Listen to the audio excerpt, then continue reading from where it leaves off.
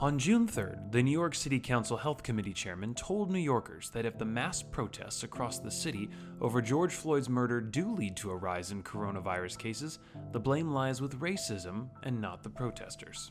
If you're confused by this, you're probably not alone. Not long ago, many experts, the media, and politicians admonished the country that staying home was a matter of life or death, one of the only ways to prevent the spread of COVID-19. Yet in the wake of the protests against police brutality that have swept the nation, these same pundits now seem to have changed their tune slightly. First, let's go back to the Michigan lockdown protests.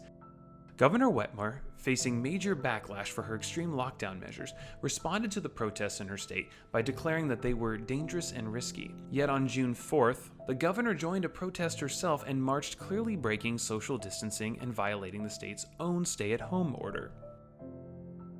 When it comes to the media, for months there was a flurry of blistering op-eds and pieces from many outlets warning that violating social distancing would have dire consequences, and the reopening states would be a death warrant.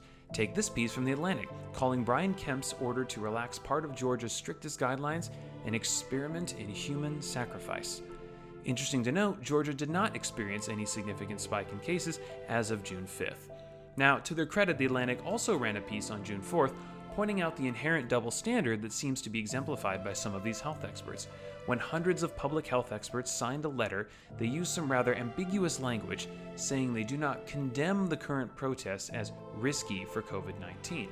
Adding to the confusion, a Johns Hopkins epidemiologist tweeted that the public health risks of not protesting at this moment will exceed the harms of the virus.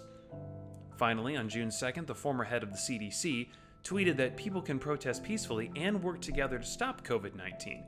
This came despite his strong language in his March 25th op-ed, where he stated that reopening had to be based on data and thoughtful analysis. So is there a double standard?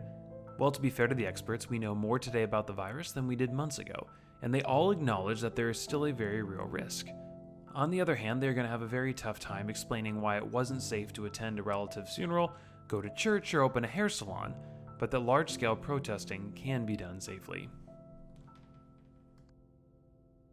Please become one of our statistics and subscribe to Minute Stats today. Help us keep creating responsible media.